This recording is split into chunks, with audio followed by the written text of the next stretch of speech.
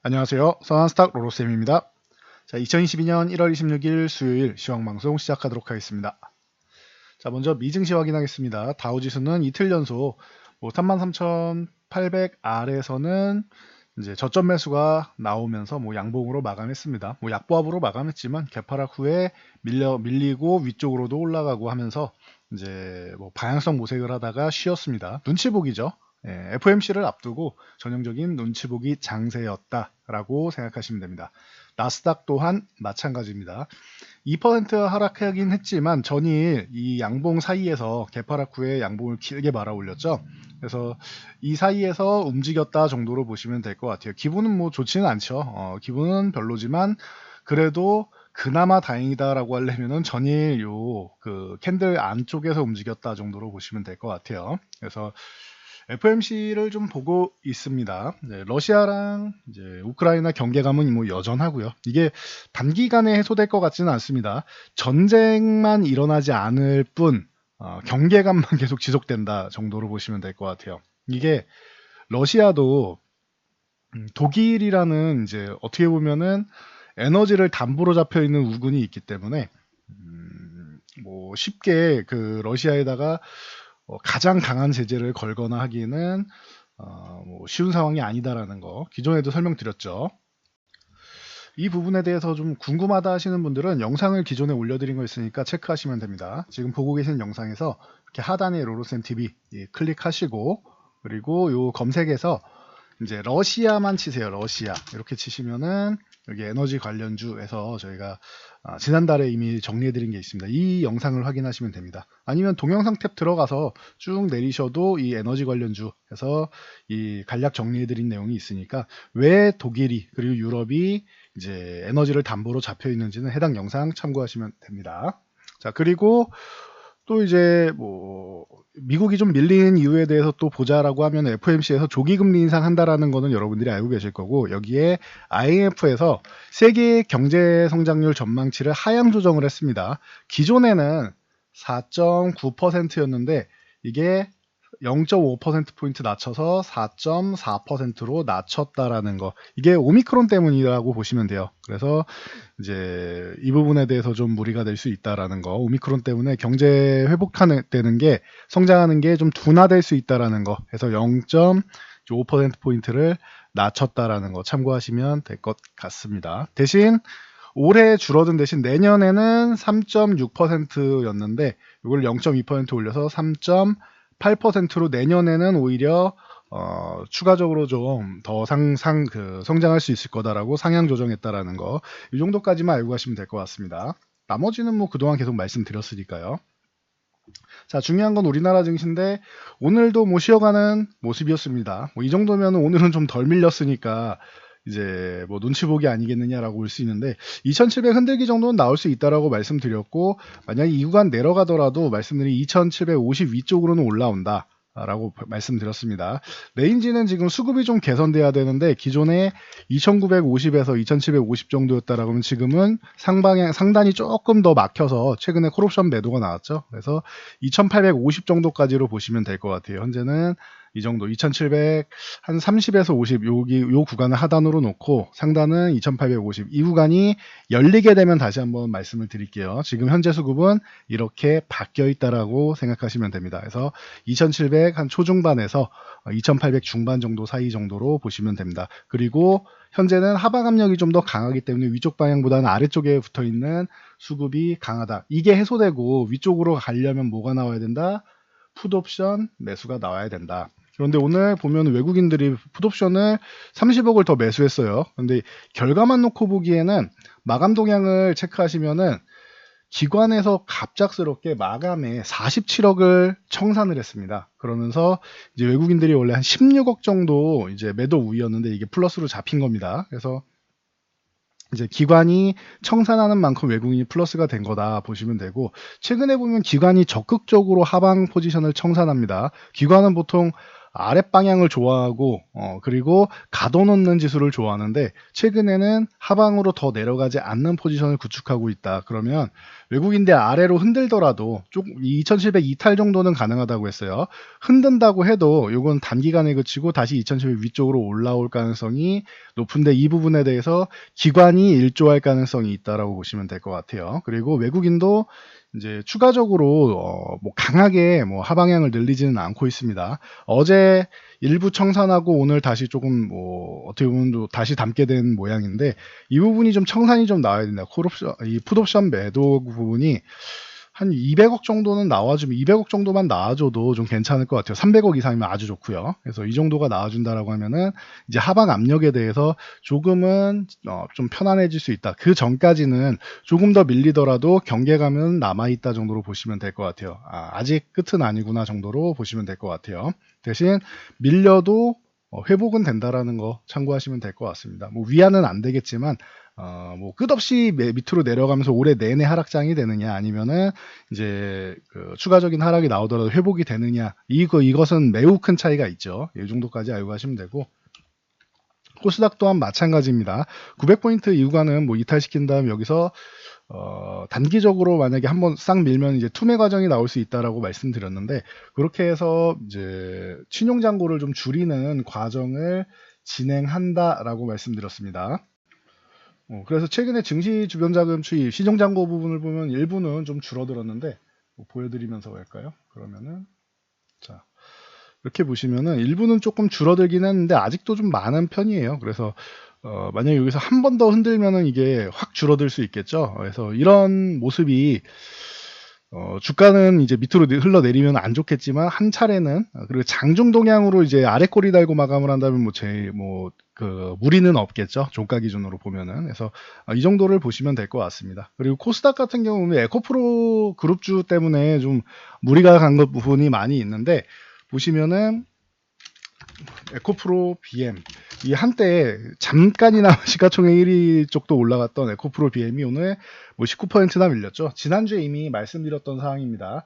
이 에코프로 BM 이쪽에서 상장하고 이제 SK 쪽에 이제 공급 계약을 할 때 이 내부자에서 거래가 있었다라고 말씀을 드렸는데 이 내부자 거래 때문에 조사를 들어간다라고 합니다. 그래서 에코프로 BM 에코프로 그리고 에코프로 HM 뭐 이쪽 에코프로 그룹 계열사가 전체적으로 어려움을 겪고 있습니다. 에코프로는 뭐 거의 하한가 수준으로 갔고 에코프로 BM도 뭐 준하한가 수준이 갔죠. 그래서 급락이 나왔다 정도로 보시면 될 것 같습니다. 그래서 참고하시고 그리고 2차 전지 관련 쪽으로 해서 이 에코프로 이 그룹주 중심으로 해서 이제 코스닥을 밀어내린 것이고 2차 전지 쪽에는 얼티엄 셀즈 쪽 제3공장 발표로 해서 뭐 나쁘지는 않았습니다. LG화학 같은 경우는 오늘 쉬기는 했는데 자 보시면은 오늘 66만 원 정도는 회복을 했는데 뭐 그렇게 올라오진 못했죠. 뭐 쉬기는 했는데 이제 무디스에서 긍정적인 리포트도 좀 나왔고 시초가는 뭐 별거 없었습니다. 근데 중간중간에 조금 올라왔죠. 그래서 쉬는 구간에서 뭐 66만 원 정도 해줬다. 근데 뭐 크게 위안은 안 됩니다. 여기서 뭐 제대로 이렇게 장대 양봉이 나온 것도 아니고 66만 원 걸쳐놓는 정도. 그냥 쉬어가는 횡보하는 정도다라고 보시면 될 것 같아요. 대신 최근에 낙폭이 좀 있었던 CIS나 이런 뭐 TSI 3기 S&T 모티브 같은 경우는 이제 뭐 일부 반등은 나왔다. 여기도 이제 16,000원 이제 턱걸이 정도 하는 수준이었죠. S&T 모티브 같은 경우는 오늘 뭐 자체적으로 이제 그 자사주 매입까지 들어오면서 자사주 매입까지 발표를 하면서 이제 저점을 만들려고 노력을 하고 있습니다. 참고하시면 될 것 같아요. 자 그리고 폐배터리 쪽으로 SK이노베이션에서 뭐 계속 얘기를 하고 있는데 SK이노베이션뿐만 아니라 LG에너지솔루션 그리고 삼성SDI도 마찬가지입니다. 폐배터리 재활용 기대감으로 해서 영화테크라든지 MPC 같은 종목들이 조금 이제 저점을 잡으려고 노력은 하는 모습. 영화테크는 최근에도 이제 시장이 어려움에도 불구하고 안 밀리고 잘 버텨줬죠. 그러면은 기대감을 좀 갖고 있지 않느냐라고 볼 수 있습니다. 참고하시고요. LG노텍이 실적이 발표했는데 사상 최대 실적. 이거는 작년에 이미 말씀드렸던 부분입니다. 저희 영상에서 굉장히 연말에 가장 강조해드린 쪽이라고 할 수 있겠죠. 보시면은 애플 반도체 공급 난 3개월 전, 그리고 그 전에도 2번이나 아이폰 관련주 뭐 해가지고 한 번 더 올려드렸고, 그리고 LG이노텍 따로 해서 한 번 더 말씀드렸죠. 샤프 베트남 공장 셧다운 때부터 계속 강조해드렸던 기업입니다. 그때 이 18만원 전후 구간으로 해서 3번을 다 올려드렸는데, 이때가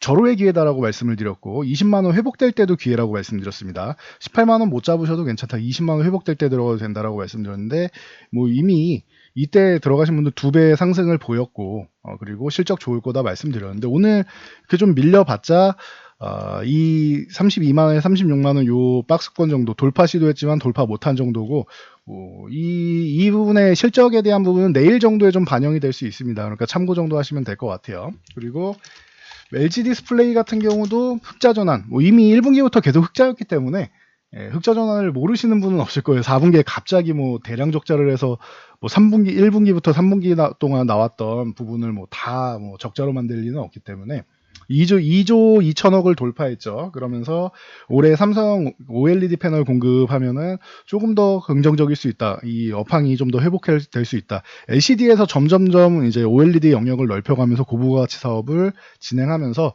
그동안 증시에서 가장 무거운 종목 중 하나였던 LG 디스플레이가 이제 추세를 좀 바꾸면서 좀 살아나는 모습이다라고 기존에도 말씀드렸는데, 최근에 오히려 이제 고점 찍고 24,500 요 구간을 돌파 못하면서 휴식을 취했는데, 이 LG 디스플레이는 오히려 이런 휴식이 올 한 해로 보면은 또 기회가 될 수 있다라고 보시면 될 것 같아요. LG 디스플레이 볼 때 같이 볼 종목은 항상 말씀드리는 야스 같은 경우는 항상 LG 디스플레이랑 같이 엮어서 보시면 될 것 같습니다. 그리고 FOMC를 앞두고 조기 금리 인상 얘기가 당연히 나오겠죠. 제롬 파월 의장 성향상 확정적으로 얘기하기보다는 우리가 이렇게 계획하고 있다라고 얘기를 하고, 계획하고 있다라고, 계약이라고 썼네요. 계획하고 있다라고 쓰고, 상황에 따라서 변경될 수 있다. 좀 더 급진적으로 변경될 수 있다. 이런 내용을 포함하겠죠. 이게 시장에서 현재 알고 있는 내용이고, 확정적으로 3월에 어떻게 하고 6월에 어떻게 하고 올해 내내 어떻게 하겠다라고 확정적으로 말하는 타입은 아니에요. 보통 연준 의장들이 대체적으로 그런데 제롬 파월 의장은 더더욱 그렇습니다. 그래서 과거에도 신중한 사람이다라고 말씀드렸는데, 신중하게 바라보다가 드디어 결단을 내린 거니까 이번에도 이렇게 계획한다. 금리 인상을 3월부터 계획할 것이다. 그리고 추후에 변동될 수 있다라는 정도는 이제 어떻게 보면은 애매모호하게 얘기하는 거 아니냐라고 하실 수 있는데, 제롬 파월 성향이 그렇습니다. 그래서 이 정도로 예상하면서 KB금융 아니면은 이제 하나금융지주, 이런 금융주들 전체적으로 이런 금융주들이 이제 금리 인상 수혜주이기 때문에 움직임이 나왔고, 현대해상이라거나 아니면 동양생명, 오늘 같은 경우에는 코리안리가 그동안은 반응이 그렇게 썩 좋지는 않았는데, 오늘 같은 경우에는 좀 강하게 치고 올라오는 모습이었습니다. 그래서 금융주들이 좀 좋은 모습을 보였다 보시면 되고, 하이브 같은 경우는 다시금 이제 하락을 원치 못하고 있는데, BTS가 군입대하면 어떻게 할 거냐, 이 리스크 감당할 수 있냐라고 하는데, 이거 상장 전부터 얘기가 나왔었고, 상장 초기에도 이 하이브 상장할 때는 빅히트였죠. 예. 이때도 상장하자마자부터 밀어내릴 때 얘기가 빅히트 단독밖에 안 되지 않냐, 얘네 하나밖에 없지 않느냐 라고 얘기하면서 상장 초기에도 밀어내렸습니다.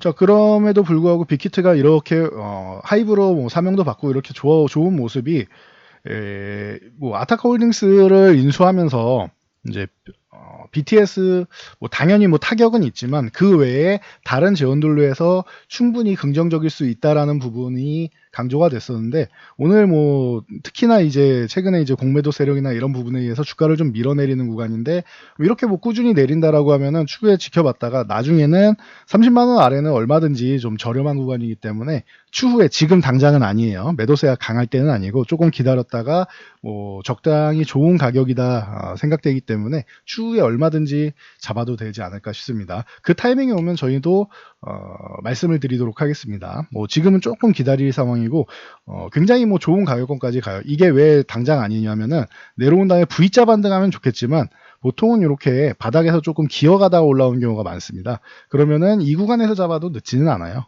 그리고 오히려 뭐 27만 원을 회복할 때 들어간다든가 빠르게 올라온다고 해도 27만 원을 회복할 때 들어가는 게 더 유리할 수 있습니다. 지금은 지금 아직 뭐 하락이 안정되지 않았으니까 좀 안정되고 나서 보시는 게 맞습니다. 그래서 참고하시고요. 관련해서 이제 엔터주들이 전체적으로 조금 휴식을 취하는 구간이 있었다 보시면 됩니다. 그리고 좀 의외로 대한항공을 비롯해서 오늘 이 위드 코로나 관련주, 리오프닝 관련주들이 좀 좋았습니다. 대한항공이야 누누이 말씀드렸지만 여객 부분이 안 되면, 여행 쪽이 안 된다라고 하면 화물 쪽을 태워서 보내기 때문에 선방한다라고 코로나 초기부터 계속 말씀을 드렸죠. 그럼에도 불구하고 뭐 파라다이스나 모드투어, 신세계 같은 종목들이 뭐 조금씩 올라왔는데 이 부분은 이제 코로나가 지금 13,000명을 넘어가면서 이제 전류 확진자 수가 어마어마하게 늘어나고 10,000명 넘어갈 가능성이 있다는데 13,000명을 넘어갔죠. 그럼에도 불구하고 중증 환자, 위중증 환자는 그렇게 크게 늘지 않고 있고 오미크론이 그 정도로 이제 치사율이 높지 않다라고 하면은 확진자가 늘어도 좀 안심할 수 있는 거 아니냐라는 여론도 확산되고 있습니다. 이게 양쪽에서 이제 확진자는 늘지만 이제 위험하지 않다라는 인식이 좀 퍼지면서 위드 코로나 관련주들이 조금은 선방하는 모습이었다. 아직까지 안심할 수는 없지만 선방 정도는 했다 보시면 될 것 같아요. 그래서 SD 바이오 센서나 이런 최근에 뭐 진단키트 관련들 조금씩 움직였는데 SD 바이오 센서, 휴마시스 같은 종목들이 오늘까지도 좀 움직임이 나왔다라고 보시면 됩니다. 뭐 그 외에 나머지는 조금 휴식을 취했다, 쉬는 구간으로 다시 돌입했다라고 보시면 될 것 같아요. 그래서 너무 뭐 길게 보실 필요는 없는 것 같습니다. 이 진단키트 관련주는. 자, 그리고 전일 뭐 GSE나 이런 천연가스 관련주들이 저항 구간이다라고 말씀드렸는데 4,000원 역시나 돌파 못했죠. 그러면 이러면 뭐 줄여야 된다라고 말씀드렸습니다. 돌파하거나 아니면 가격적으로 메리트 있는 구간에서 다시 보는 게 맞겠죠. 그래서 GSE, 뭐 대성에너지, 미래생명자원 같은 쪽은 저항 돌파에 실패를 했고 SOL 같은 경우는 이제 유가 쪽으로 해서는 이제 뭐 이 긍정적인 이슈가 나오는데 유가가 올라감에도 SOL이 이렇게 쉬고 있다. 그렇다라고 하면 9만 원 회복될 때 혹은 그냥 저점에서도 서서히 모아가는 한 번의 매수보다는 서서히 모아가는 정도는 SOL은 충분히 가능하다라고 보시면 됩니다. 올해 유가가 100달러를 넘어서 120달러 얘기까지도 나오는데 그렇다라고 하면은 이제 SOL 같은 경우는 충분히 가장 뭐 수혜를 받을 수 있는 종목이다. 뭐 기존의 뭐 11만 7천 원 이런 구간이 아니라 더 그 이상도 충분히 노릴 수 있는 종목이 될 수 있습니다. 사조동화원 같은 경우는 어제 미래생명자원에 비해서 좀 이제 뭐 좀 약한 모습이었는데 오늘 다시 한번 이제 1,100원대 회복 시도를 하면서 이제 뭐 거래량도 좋고 좋은 모습을 보였습니다. 이 구간이 1,100원이 유지된다라고 하면은 조금 기다려 보시고 1,100원 이탈한다라고 하면 정리하시면 되겠죠. 그래서 이렇게 보시고 약한 반등 정도 나왔다라고 보시면 될 것 같습니다. 이쪽은. 자, 메타버스랑 뭐 NFT 관련주 쪽이 기술적 반등이 일부가 나왔는데 아직 뭐 그렇게까지 강하지는 못해요. 8%나 올랐음에도 불구하고 최근에 워낙 뭐 하락폭이 컸기 때문에 뭐 간의 기별도 안 가죠. 그래서 위메이드라던가 뭐 아니면은 이제 바른손, BK탑스 이런 종목들이 좀 움직임이 나왔습니다. 위메이드는 또 이제 위믹스 매도에 대한 최근에 이제 좀 실망감이 있었죠. 위믹스 이 부분에 대해서 대량 매도를 했는데 이 부분에 대해서 투자자들한테 보상안을 이제 고려한다라는 소식에 좀 오른 것도 있습니다. 그래서 참고 정도 하시면 될 것 같아요. 아직까지 이제 기술적 반등이 이 메타버스 NFT 쪽에 순환매가 돌 거다라는 부분에 대해서는 조금 더 보류하시면 될 것 같아요. 그래서 아직은 경계감을 좀 갖고 있다 보시면 되고